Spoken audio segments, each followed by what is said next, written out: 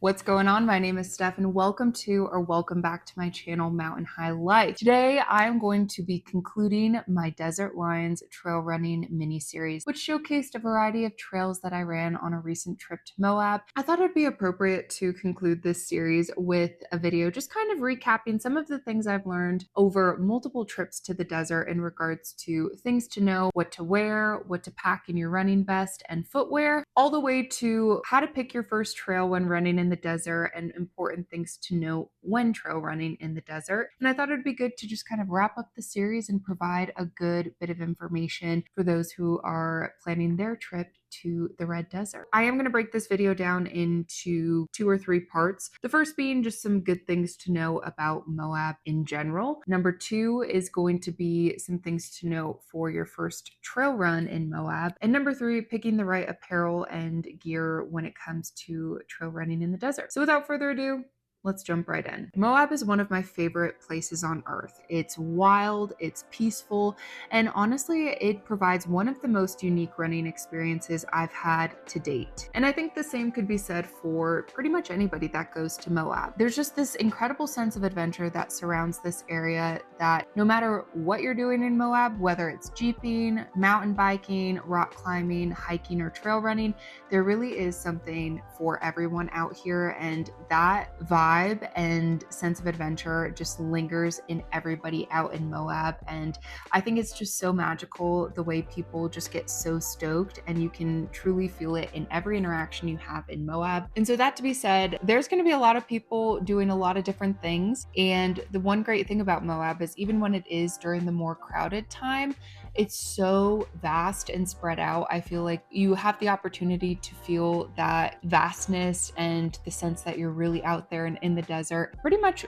at all times of the year. But I do want to note that you are going to be sharing spaces with people in Jeeps, people on mountain bikes, and it's just really important to be aware of other people out there and being kind and courteous where we can as trail runners. It's a lot easier for us to kind of navigate trails on our feet than it is for some people, whether they're in a vehicle or a mountain bike. So I just wanted to make a point that it's just important to be kind, courteous, and be a good human while you're out in Moab. And I think that's a good segue into my second point, which is your personal responsibility and accountability for the environment. Moab is made up of a very delicate ecosystem, which is part of the reason it's so unique and exquisite. Now, the land, quite literally out in Moab, is living. There is a bacteria that lives on the surface of the ground known as the cryptobiotic crust. The crust itself is very delicate. It lives all over Moab, whether it's right next to a trailhead, it lives in the national park right off of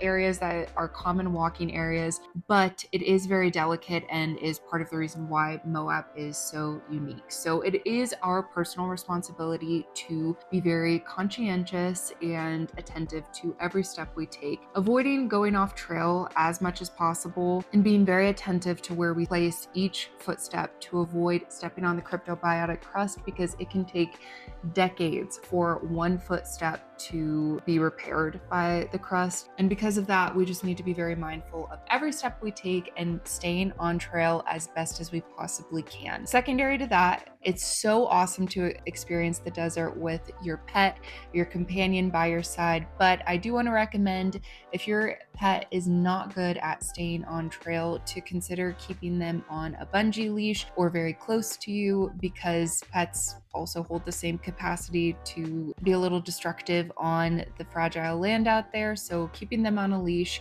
or making sure that they stay on trail. And secondary to that, making sure you clean up their waste as well as yours. I know it's not glamorous, I know it's a little gross, but I would highly recommend bringing garbage bags to pack it out. Again, it's our responsibility as travelers and adventurers to help maintain this fragile ecosystem as much as possible for the next generation to enjoy. So hold yourself responsible, be accountable, and make sure that you are as prepared prepared as possible to navigate the desert, which leads us to trail running in Moab. So, what to expect when running the desert trails? Running in Moab is certainly its own beast. The terrain you'll find in Moab is definitely tricky. You'll find sand that sucks your energy away. You're gonna find technical terrain that just takes more time to navigate than you would potentially expect. Technical rock shelves, some high step moves, and slick rock that makes it feel like you're running on the moon. And no matter what distance run you go for, I would say it's fair to expect your adventure to take a little bit longer as you adjust to running in the desert. Expect your pace to be slower than usual, given that you're going to be running in sand, dry heat, and technical terrain that will certainly keep you humble. So account for extra time, especially if this is your first trip to the area. And another important thing to note is slick rock looks the same in every direction, which can make it kind of tricky to navigate when it's not well marked. Out in Moab, trails are often marked with paint, especially on slick rock, or cairns when you are on sand or technical terrain. So it's important to keep your eye out for that. The tricky thing about slick rock is there's no visible tread oftentimes. Unless you're on like an OHV trail where you can see where Jeeps have been, which can make it feel a little bit contrived at times. So it's just really important to note that you're probably going to need a little extra time for route finding, especially if it's your first time in the desert. With gained experience and more time running in Moab, it does get easier. I do like to just set the expectation that your first trip in Moab, kind of plan for every run to take longer than it normally would back home. Although Slick Rock kind of offers its own unique experience, I do want to say that Slick Rock tends to be a little unforgiving. Those high steps, especially on Slick Rock, can feel comparable to doing miles on things like cement or asphalt. So I think it's just really important to take into consideration that slick rock and rocky terrain can feel a little bit more taxing on the body than dirt trails that you're probably used to back home. Also, the landscape in Moab and the desert, it's usually very vast, and you're going to be out in the wide open and sun. When you think desert, you think of wide open, not many trees, so expect to be in the sun for the majority of the day. Although there are some trails that are going to take you through canyons or next to tall cliffs, you might experience some shade in those moments, but for the most part, you can safely assume that you will be out in desert conditions. Picking the right route for your first trail run in Moab. I would recommend for your first run, start shorter than you would really want to go. It's going to give your body the chance to get a sense of what it's like running on different terrain, whether it be slick rock, super technical terrain, or even sand, as well as the climate in Moab. You'll also get the chance to see how your shoes perform on desert terrain and also see kind of what it's like running different routes in Moab. It just gives you the opportunity to kind of familiarize yourself with the lay of the land. I've been mentioning that it can get a little tricky with route finding, and this being my 5th time in Moab, it's getting easier every time I go. But I think for your first trip to Moab, some good pieces of advice would be to find a route that has a lot of mountain biking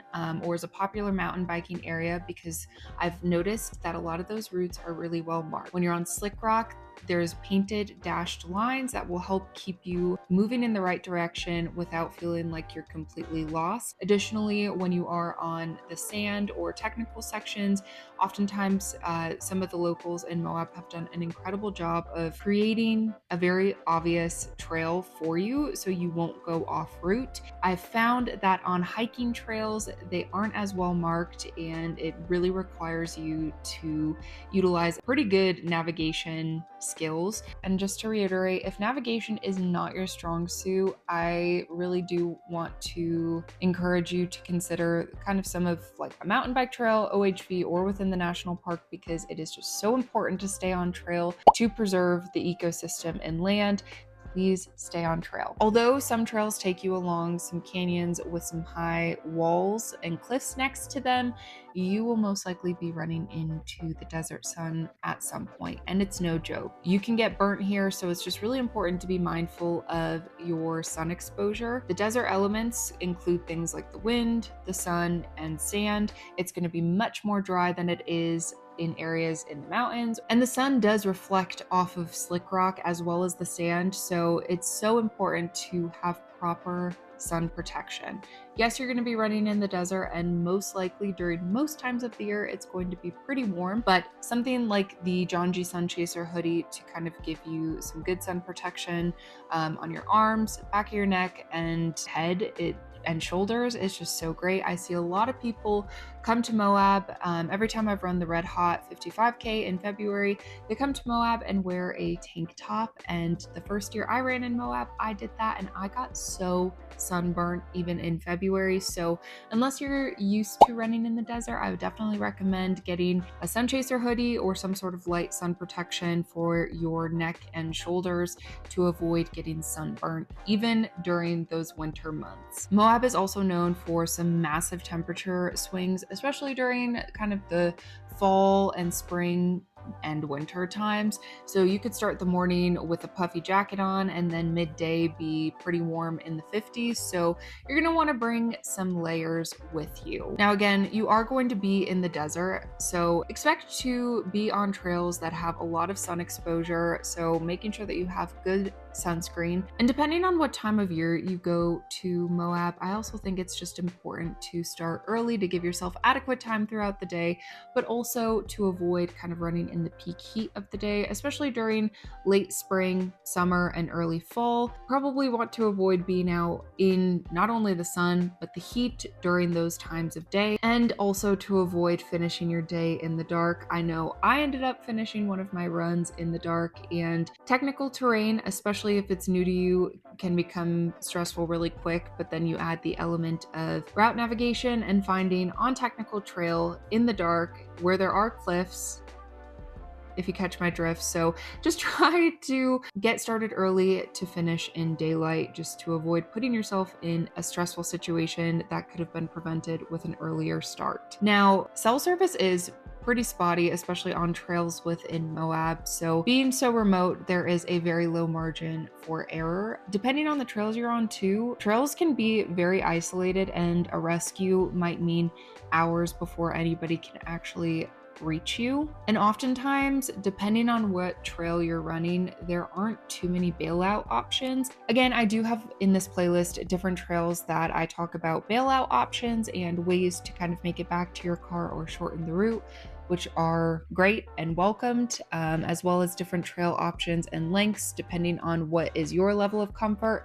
But it is just important to note that it's not always easy to access and get a vehicle to some of these trails. So it's just really important that you make sure that you make smart decisions, you stick within your experience level, and when you head out for your trail run, to tell somebody where you're going, what time you're starting, and what time they should expect you back. Just some really important things to note to make good decisions and just be smart while you are out on trail. So what should you bring when you are trail running out in the desert? Well, you are going to be in the desert, so water sources are probably going to be limited. If you even run into any at all, you can certainly bring a filter, but I would 100% expect to pack all of your water on you, and whatever water you think you need, bring extra. Bring about a liter extra. And I know that might lead to a heavy pack, but just the desert environment in and of itself being as dry and exposed to dry climate, you're just going to lose so much more water than you would normally, even on, trails back home. Make sure that you're bringing plenty of water and then some, as well as electrolytes, to make sure that your body is maintaining a good balanced hydration status. Additionally, I know I've been stressing how it can feel remote and isolated. Hiking trails can feel contrived, and it's just so important that we stay on trail. So I think this is a great time to bring up the Coros Apex 2 Pro. This watch is a GPS running watch. It has an incredible battery life. I've made it, I think, 2 weeks without charging this watch. I know I made it on this trip, I think 4 days, and I lost 40% battery life utilizing the GPS feature every day on my watch, which was incredible. So it has a great battery life. It also has really great safety features such as nutrition and hydration reminders to make sure that you are staying hydrated and fueled while you are out on trail, to keep your cognitive sense in tip-top shape, especially being out in the desert. Additionally, it gives great turn-by-turn navigation, and if you do happen to go off course, it's going to let you know within a tenth of a mile that you're headed the wrong direction and that you've made it off course to get you right back to where you need to be. If you care to check out the Coros Apex 2 Pro for yourself, you can click the link down in the description, use my code Mountain High Life, and you will get a free watch strap with your purchase. So thank you so much to Coros for partnering with me.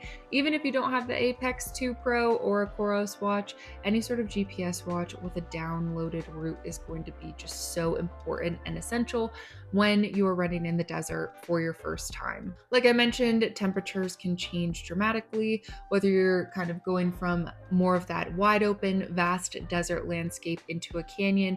Bring a windbreaker or some sort of layers to kind of keep you prepared as you navigate different terrain. Always bring a headlamp. I will say lubricant is going to be really helpful and useful while you are out in the desert.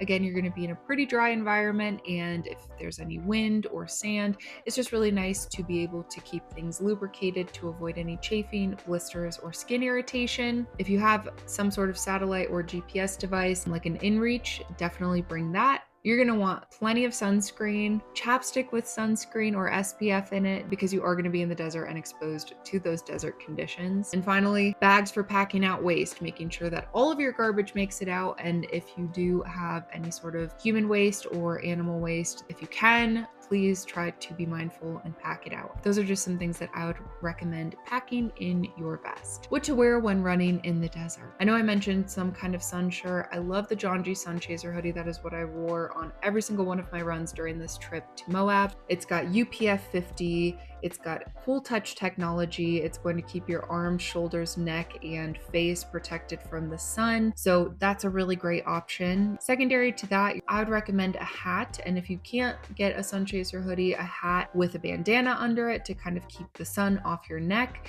I would definitely recommend some sort of sleeve or protection on your shoulders from the sun, and any other sun protection that you think would be beneficial for your trip to the desert. Again, you are in the desert, and I can't stress this enough. Sun protection is super important. It's going to keep you out there longer and feeling good so you don't experience a sunburn or issues, so you can really maximize your trip. I have learned quite a bit about what sort of footwear is optimal when running in the desert. And it kind of comes down to a shoe that is well-rounded. We'll just say that. So you're going to want something that has good grippy rubber, decent lugs but not huge lugs, and rock stability. Slick rock traction has more to do with the actual rubber than how aggressive your lugs are. So again, a lot of it kind of comes down to the rubber on the shoe. I found that the La Sportiva Prodigio Pros were incredible in the desert. The lugs weren't too aggressive. The rubber was super grippy on the sand, slick rock, and rocky terrain. But I think the most important thing for me personally is slick rock can be very aggressive on my low back, hips, and joints, even my knees, especially with some of those bigger step ups and step downs. So having that good cushion on the shoe I found to be really beneficial in keeping me feeling good and my joints feeling good, but it also felt very stable on the rock. Not too much cushion where you kind of feel like your ankles are unstable. It was just such a perfect shoe for this trip. You don't need really aggressive lugs or a really aggressive shoe. You just want some good cushion, stability, and a shoe with a solid rubber sole compound. A great time to visit Moab is during the colder months. I think some good things to note is that if you're going to be on trails or in areas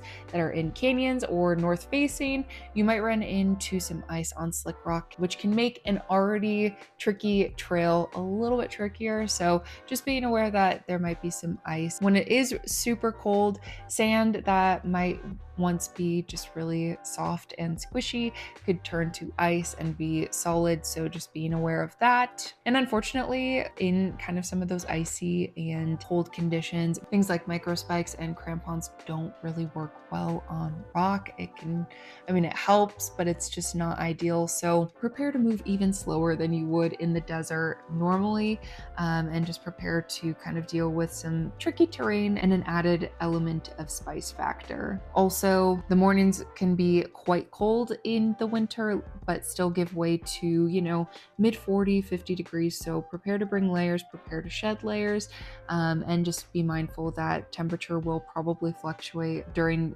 the winter months. So if you made it to this point in the video, I hope that you are able to take away something of value that you can apply to your next trip to the desert. I genuinely believe that the desert offers the most incredible, unique experience for anybody who seeks adventure in its incredible landscape. Moab's wilderness is part of the magic, and it really does require respect. So stay prepared, stay kind, stay on trail, pack everything out, and embrace your full desert experience. So again, thank you so much for watching. If you've been to Moab recently or have a trip planned to Moab here in the near future, I would love to hear about it.